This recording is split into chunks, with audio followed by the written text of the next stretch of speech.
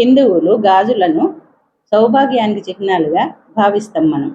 బంగారు గాజులు, వెండి గాజులు, మట్టి గాజులు ఇట్లా ఎన్నో రకాలుగా ఉంటాయి గాజులు. బంగారు గాజులు వేసుకుంటే ఐశ్వర్యం వస్తుందట, వెండి గాజులు వేసుకుంటే శరీరానికి బలం చేకూరుతుందట. మట్టి గాజులలో ఎన్నో రంగులు ఉంటాయి, ఎన్నో డిజైన్లు ఉంటాయి. గాజులు వేసుకుంటే చేతులకు అందం పెరుగుతుంది, అంతేకాకుండా ఇంకా ఆరోగ్యం కూడా వస్తుందట. ఒక్కొక్క రంగు గాజులు వేసుకుంటే మనకు ఒక్కొక్క రకమైన ప్రయోజనం చేకూరుతుందట. అదేంటిదో చూద్దాం. నలుపు రంగు గాజులు వేసుకుంటే అధికారం, తెలుపు రంగు గాజులు ప్రశాంతతను, ఆకుపచ్చ అదృష్టాన్ని, పసుపచ్చ సంతోషాన్ని, ఎరుపు రంగు శక్తిని, నారింజ రంగు విజయాన్ని, నీలి రంగు జ్ఞానాన్ని, ఊదా రంగు స్వేచ్ఛను కలిగిస్తాయట. కాకపోతే మనం నలుపు తెలుపు అయితే దాదాపుగా వేసుకోం. ఎక్కువగా పచ్చ గాజులు, ఎరుపు గాజులు మాత్రం ఎక్కువగా వేసుకుంటాం. స్త్రీలు, ఆడవాళ్ళు గాజులు వేసుకోవడం వల్ల శరీరంలో రక్త ప్రసరణ బాగా జరుగుతుందట.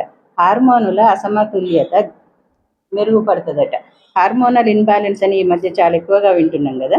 గర్భాశయ సమస్యలు తొలగిపోతాయట. మట్టి గాజులు వేసుకుంటే శరీరంలో వేడి తగ్గిపోతుందట. గాజులు వేసుకుంటే అలసట తగ్గి శరీరం ఉత్తేజితం అవుతుందట. చేతులకు వేసుకున్న గాజుల శబ్దం వల్ల ఇంట్లో ఉన్న దుష్ట శక్తులు కూడా పారిపోతాయట.